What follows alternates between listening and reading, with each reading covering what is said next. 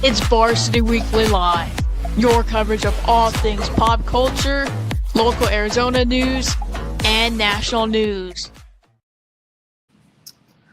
Good evening, ladies and gentlemen. Welcome to Varsity Weekly Live presented by the Varsity Sports Show team. My name is Vince Delicio and joined by a great slate of field correspondents tonight representing three schools. But our co-hosts tonight, both from ASU, Mr. Braden Solomon and Mr. Johnny Fogel. Braden, Johnny, how's it going? Good. How about yourself?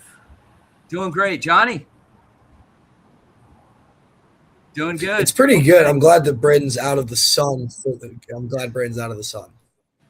It was, we got a little bit of a heat shower in one of the games this week, but it was a realization why or where we are, and so it's always good to make sure we stay hydrated. Hey, big thing, and as you guys know with Varsity Weekly, it's a show about pop culture, about trending, so we're going to get into all that tonight. But the big news today, the NFL draft, and a couple of the universities well represented, ASU. Braden, who got drafted? Yeah, so Jordan Tyson, the star receiver for the Sun Devils, he went 8th overall to the New Orleans Saints. Great spot for him. And then Max Hennichor, the offensive tackle, got drafted 21st overall to the hometown draft team, the Pittsburgh Steelers. Nice. And Johnny, your team, the Green Bay Packers, how'd they fare? So they did not have a pick in the first round, which is okay, because I do want to say I'm really excited for the Cardinals drafting Jeremiah Love. He is going to get butts and seats 100% in Glendale, so he's really exciting to bring to Arizona. Nice. Yeah, the Cardinals, maybe this is a year that they'll turn a corner. We say that every year, but anyway. And Braden, your team, the Cleveland Browns. Yeah, we traded back with the Chiefs from 6 to 9. And we took a tackle, Spencer Fano from Utah, and then with the 24th pick, we selected Casey Concepcion, the receiver from Texas A&M. Love it. Bolstering up the offense a little bit there, so it should make for an interesting training camp. Okay, let's get right into it. Varsity Weekly, again, as you know, it's all about pop culture and what's trending, so let's turn it over to Braden, who's kicking things off. Take it away, Braden. Thanks, Vince. Yeah, so first off, it'll be Ainsley Pavachik from UNLV who's going to talk about the trailer of Fockers in Law. Ainsley, how is it going today? I'm doing good. How are you, Braden? Good. So you want to talk about your topic? Yeah, so basically this is the 4th installment. Obviously, this is from Meet the Parents, which was a romantic comedy in 2000 with Ben Stiller and Robert De Niro. Now, 26 years later, it's with the same cast with Ben Stiller, Robert De Niro, Owen Wilson, and then obviously you have Ariana Grande, who is dating one of Ben Stiller's kids that we did meet in the third installment in 2011. Sorry, 1 second. God damn it.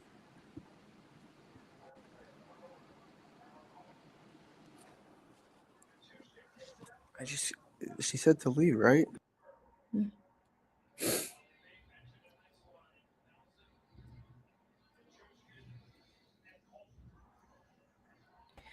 Yeah, so this is sorry about the technical difficulty. No, go ahead, Ainsley. So you were talking about quite a movie. I love this series. It goes back probably 20-something years. I mean, you had Ben Stiller, you had Robert De Niro, a whole host of other stars, and it amazes me how it still resonates with audiences generations later. So what is the winning formula with this particular movie?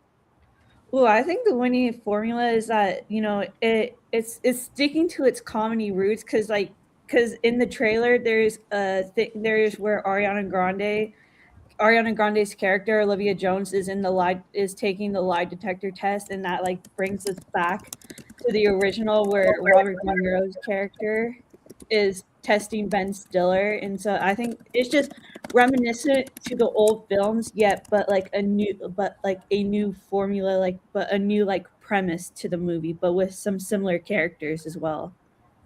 Awesome. Well, thanks so much, Ansley Pavlicek from UNLV. Let's send it over to Johnny, who's going to introduce our next topic and guest.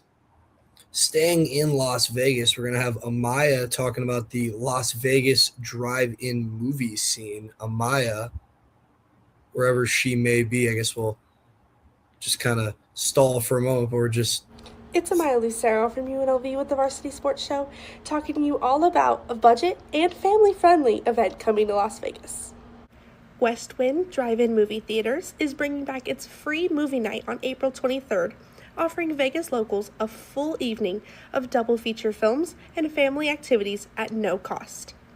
Gates open at 6 p.m. on Thursday, April 23rd, with movies starting at 8 p.m. across multiple screens.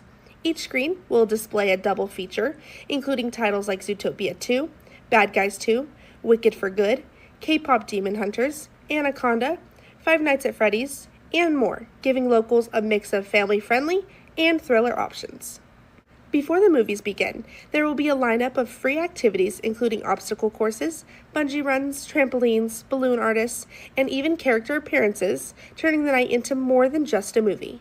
The snack bar will also be offering deals like $2 nachos, making it one of the most affordable nights out in Las Vegas right now. Parking is, however, on a first-come, first-served basis, and it is recommended to arrive early, since spots tend to fill up very quickly. So, which movie are you showing up for? And now joining us will be Nicholas Hill from ASU, who is going to talk about The Mandalorian.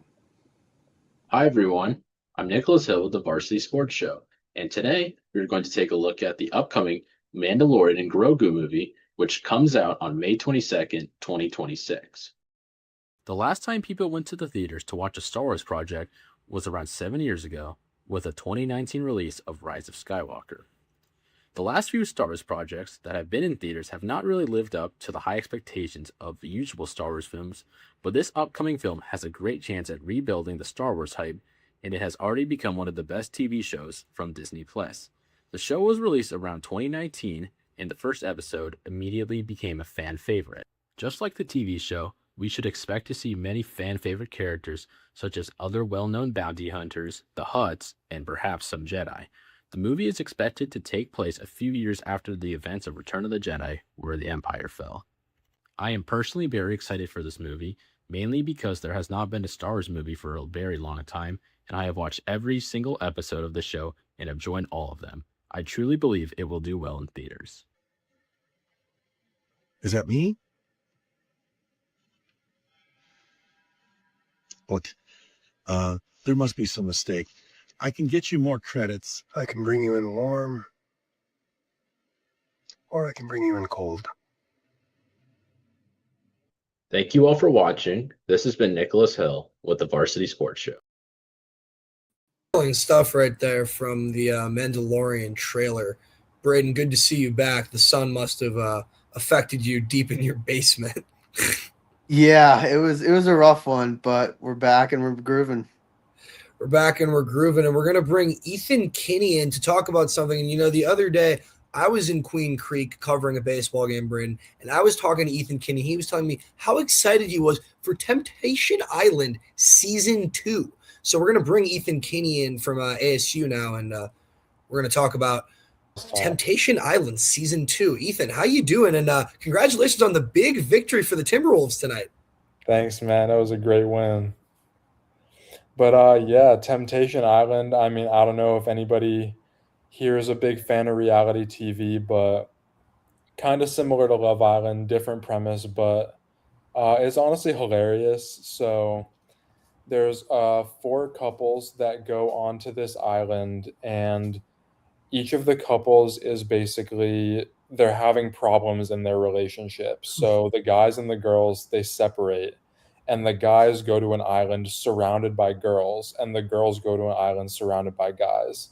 And those guys and girls are basically called like the tempters and temptresses, and they're basically trying to essentially test the loyalty of the people in these relationships while also attempting to help them like grow as a person and try to figure out like why their relationship might not be working.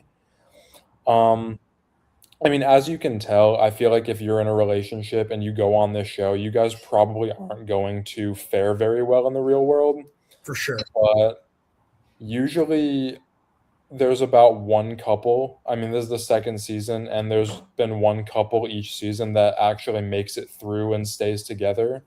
But it honestly, it's very messy. It involves a lot of like cheating, and I mean, it's just funny to think that that's like a thing that people volunteer to do. And where can we watch this piece of art? I mean, it should be in the Louvre, but what streaming service is this on? Yeah, it's on Netflix.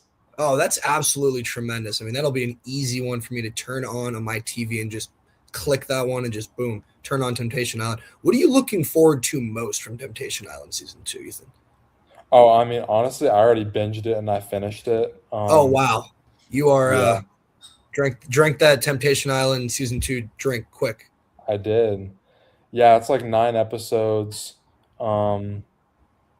And honestly, I just kind of watch it for the laughs. I mean, there's just so many just like different moments with the couples that are just like it gives you like secondhand embarrassment, but like in a funny way. And it's entertaining for sure.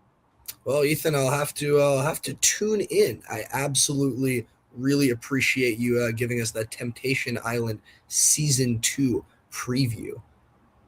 Absolutely.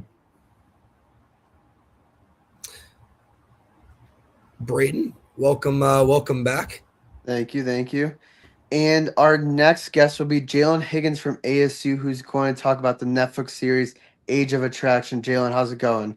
I'm doing good. It's good to see you out of the sun, man. Thank you. I appreciate it. Yeah, so Age of Attraction is the new Netflix series that came out last month. I finally finished it with my friend last weekend. And so it flips the traditional dating show format by removing one major factor, how old someone is. So contestants are placed in a social experiment where they are able to form emotional connections without ever knowing their partner's age, right? So it forces them to focus purely on personality, chemistry, and shared values. The show is hosted by Nick Viall and Natalie Joy. They actually have an 18-year age gap. I didn't know that until the first episode. So it features a very diverse group of singles ranging from their 20s all the way up to their 60s, actually. So the biggest age gap on the show was 33 years old. The guy was 60 years old and the woman was 27 years old. It was absolutely crazy. So each contestant enters the experiment hoping that love can exist beyond just numbers, right? But the biggest twist comes later when ages are finally revealed at this little ceremony that they have. That's when relationships are put to the test. Couples, they must confront real life differences, their lifestyle, personalities, their priorities and long-term goals. A lot of them have kids, so they're always focused on that. So they get to live together and try to figure those things out for a couple of weeks. So the show blends romance with a social experiment. Age of Attraction, it really dives into a bigger question. Can emotional connection really outweigh general gaps? And in a world where age often defines dating experiences and expectations, the show is proving that love might not be as simple or as predictable as we think. Well, Jalen, that seems like a show I might have to tune into on Netflix. Thank you once again for talking about that show. Jalen Higgins, once again, ASU, talking about the Netflix show Age of Attraction. And now I'm going to pass it over to Johnny, who's going to talk with our next guest.